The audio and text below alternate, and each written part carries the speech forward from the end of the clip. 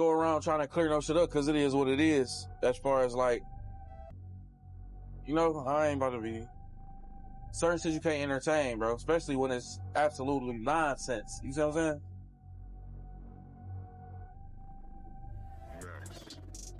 But you do got a lot of motherfuckers, though, that go to the internet and think that everything they see on that bitch is facts. It's not a place for facts.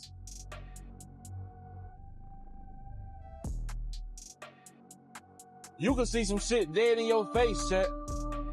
That's not true. So you think we can't be fooled by the fucking internet? Man, this whole situation with Tee Grizzley is heating up, man. Check this out. Hey, we talked about the fact that I called a source in the courtroom at the trial of the man Jermaine Whedon, who was on being tried first degree homicide for the taking out JB, the aunt / manager of Detroit rapper Tee Grizzley.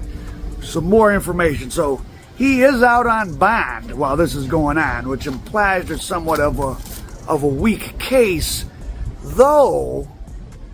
If you know the circumstances of his arrest, enjoy my Red Wings jacket. If you know the circumstances of his arrest, it doesn't sound too weak. So about not long, maybe a couple weeks after the homicide, which you can see here from the news story, not long after the homicide, maybe a couple weeks, he was caught in Chicago at this building with a rental car with New York plates. The police had ran the rental car's info because it was sitting out there, parked there on the south side of Chicago, 59th and Calumet. That's the heart of activities on the south side, gangland.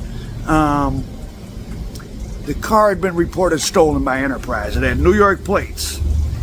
And in the course of investigating that, they grabbed 600 Wu-Tang, aka Jermaine Whedon, and he had 40 S&W Smith & Wesson 40 on him. And they run the ballistics, and it comes back to what? It comes back to the homicide in Detroit of Tee Grizzley's aunt. That's right. Jermaine Whedon had the murder weapon, and he had a stolen rental car with New York plates fitting the description of the car that was pulled up there on 3 Mile Drive. That area where the homicide occurred is totally desolate. Tee Grizzley says he was visiting an aunt or cousin or something, and that he tried to get JB to come inside with him, but she didn't. The people that were sitting in the car was the Uber driver, like some middle-aged white man, and JB.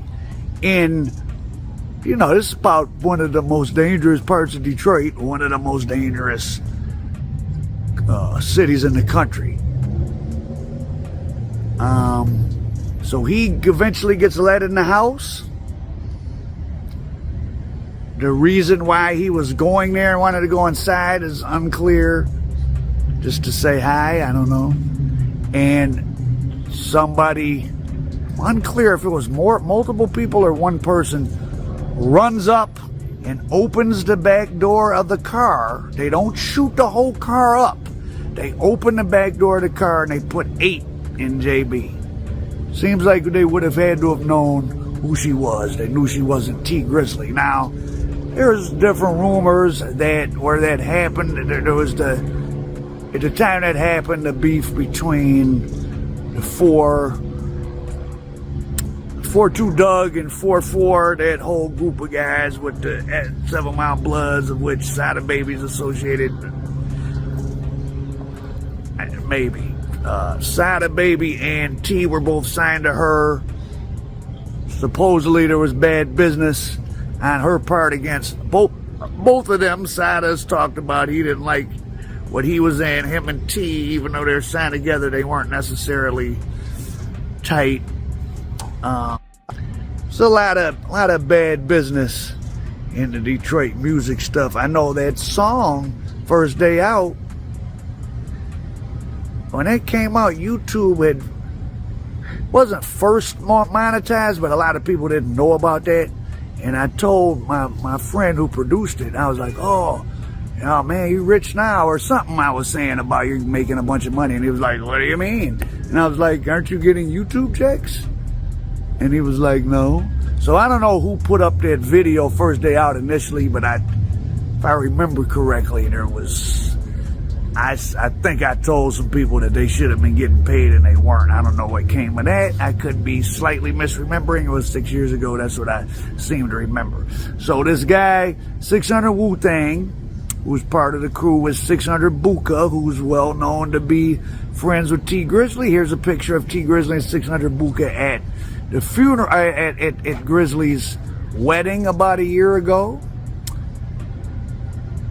And supposedly, if you zoom over the shoulder there, that little face right there is 600 Wu-Tang, currently on trial for pumping 8 into T's aunt and manager.